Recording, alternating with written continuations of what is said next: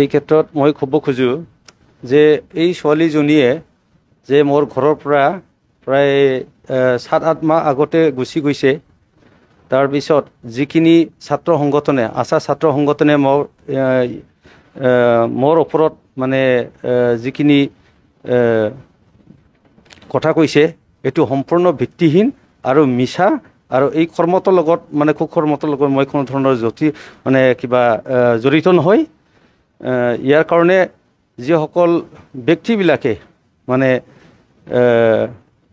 মোৰ এগেইনষ্টত মানে এটা জনসমাজত মানে মোৰ মান সন্মান নষ্ট কৰাৰ কাৰণে তেওঁলোকে এই অভিযোগটো দিছে। ইয়াৰ কাৰণে মই এই ক্ষেত্ৰত মানে ৰিমিছ বাখিয়া নামৰ এজন ছাত্ৰ সংগঠনৰ ব্যক্তিয়ে মোৰ ঘৰলৈ আহিছিল আৰু আহি পেলাই তেখেতে এই যুৱতীগৰাকীৰ অলপ চিকিৎসাৰ বাবদ এখেতে মানে মানৱতাৰ স্বাৰ্থত মানে 2 লাখ মানে টকা এখেতে খুজিছিল। আৰু এই টকা খোজাত মই 2 লাখ টকাটো তেওঁলোকৰ মানৱতাৰ স্বাৰ্থত দিয়া হৈছে। কিন্তু ইয়াৰ বাদেও ৰিমিছ বাখিয়াই আৰু তাৰ কিছু লোকবিলাকে কি কৰিছে, তেওঁলোকৰ নিজাববীয়াকৈ আৰু 5 লাখ টকা মোক তাৰ ওপৰত টকা দাবী কৰিছিল, ব্লেকমেইলিং কৰিছিল। আৰু এই ক্ষেত্ৰত মই তেখেতৰ ডিমাণ্ডটো মই সম্পূৰ্ণ নৎসাত কৰাৰ কাৰণে তেওঁলোকে মোৰ ওপৰত মানে এই দোষটো জাপি দিয়াৰ কাৰণে তেওঁলোকে চক্ৰান্ত ৰচিছে বুলি মই সম্পূৰ্ণভাৱে মোৰ বিশ্বাস আছে। যদি মই সম্পূৰ্ণ কিবা হয় তেনেহ'লে মোক DNA কৰিব পাৰে, তাৰ ক্ষেত্ৰত মোৰ কোনো ধৰণৰ ইয়াত মানে কিবা নাই, আপত্তি নাই। সেইখিনি আমি তো গম পাইছোঁ ছাৰ, আমাৰ ঘৰৰ ওচৰতে আমাৰ ভাবি আছে, ভাবিও অলপমান যাই পেলাই আমাক কৈলে হইলে হয়। আমি ঘৰৰ মানুহ একেলগে একে বংশৰ মানুহ, কিবা একটা কথা ক'লে আমি একটা সাজেশন দিল হয়। সাজেশন আমাৰ দেৱা নাই। এখন 8 মাস হয়ে গেছে, তাক 8 মাসেৰ ভিতৰত এতিয়াহে কথাটো বাহিৰ হৈছে জানা সত্ত্বে। আগত ওলাইলে আমি একটা ব্যৱস্থা কৰিলোঁ হয়, তাৰে হয় না বেলেগৰ হয় তাক ট্ৰিটমেণ্ট কৰি আমি জিজ্ঞেস কৰিব পাৰিলোঁ হয়। আৰু ইও মানে আমাক কৈলে হয় জাতি মাছেৰ হয় বুলি জাতি মাছে আমি ধৰিব পাৰিলোঁ হয়। এখন এই যে 8 মাস হয়ে গেছে, পেটটো ভৰ্তি হৈছে, ওলাবাৰ সময়হে যে জাতি মাছৰ দাম হৈছে, এইটো তো ভাল নহয় নহয়। ছোৱালী মানুহ অহংকা আছে, হয়তো ৰাতিও বেৰা পাৰে ছোৱালী মানুহ। ওচৰ চুবুৰীয়া গম পোৱা নাছিল ছাৰ, এনেকৈ হৈছে বুলি গম পোৱা নাছিল, জনোৱা নাই।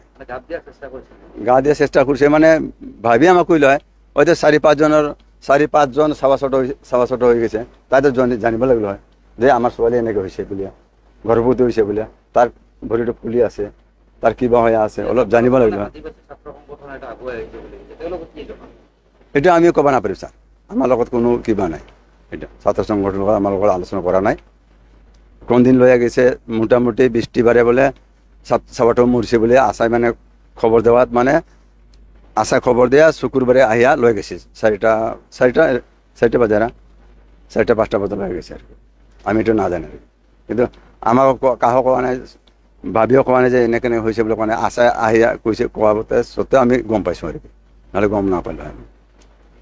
জাঠিৰ ঘৰত আছিল আৰ কি ৰুয়াতে হিসাবে, আৰ ইয়াত থাকিয়া ধৰক দুৰ্গা পূজা সময়ত আহি পাইছে, আহি পাইয়া আৰ কি ইয়াৰ ভিতৰত মোকে ধৰক আমি আমাৰ সেক্ৰেটাৰি প্ৰেসিডেন্ট আছে, তথাপি আমি জানা নাছিল। তেতিয়া অলপ ডাঙৰ 8 মাস হৈ গম পালে, তেতিয়া আমাক হয় আমাৰ গাঁৱৰ মাজতে কোৱা হৈছে। ইয়াৰ মাজতে সোমাইছে আমাৰ পৰবিন্দী হিচাপে, মানে ধৰক আমাৰ সংগঠন ইয়ে গম পাইছে, ইয়াৰ ট্ৰিটমেণ্ট দিছে। আমি ইয়াৰ আগতে গমেই পোৱা নাই, দিয়া নাই ছাৰ, দিয়া নাই। মানে উপলক্ষ মানে এনে সাধারণ হিসাবে আমি কেছত বুক করতে লিখিয়ে আছে, এতিয়া আমি রেজিস্টার করা নাই। এইটো দেখা পালে মানে আমি জানি পাইছো, মানে জাঠি মাষ্টাৰে হেৰি কৰিছে বোলে ইয়াৰ ডক্টৰ প্ৰমাণটা আমাৰ ছাত্ৰ সন্তানে ইয়াতে ধৰা পৰিছে। কিমান দিনৰ হত্যা ছাত্ৰ সংগঠনে ইতিমধ্যে ধৰিছে, তেওঁলোকৰ থানাত জনোৱা নাই? জনা নাই ছাৰ, মানে সিহঁতৰ হাতত আমি দিয়া নাই, আৰু নিজে কি কৰিছে কি কৰা নাই এতিয়া মই গমেই পাওঁ। আপুনি গাঁওবুঢ়া হিচাপে ঘটনাটো কেতিয়া গম পাইছে? পোৱা নাই যে 8 মাস ভিতৰতে যে আমাৰ সংগঠন আহি মোক উঠাইছ, তাতে যাব লাগে জাঠি মাষ্টাৰ বুলিয়া কোৱা দিয়ে আমি গম পাই, আৰু নহ'লে ইয়াত আগতে পোৱা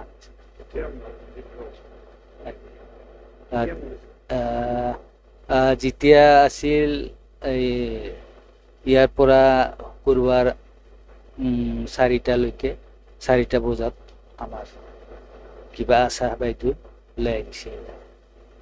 কি নাম আছিল আছাৰ? আশাৰ নাম আছে এতিয়া মই ৰূপখিলা না কি এইখানে, আৰু তাৰপৰ ইয়াত লোৱাতে লয়া যোৱাত মানে কাজুকাত ফুৰাইছে, কাজুকৰ নোৱাৰিম বুলিয়া চৰকাত ফুৰাইছে। তাতে 3 দিন মান ৰখিছিল নাকি, ৰক্তৰ হেৰি টেম্পাৰ হিচাপে থাকিলে, আৰু ইয়াৰ পাছতে সোমবাৰ 8টা ৰাতিত মৃত্যু, মঙ্গলবাৰে আহি পাল। এইটো মই নাজানো ছাৰ, এইটো আমাৰ ছাত্ৰ সন্তানে জানিব। আদিনা আঞ্চলিক সংগঠন আৰু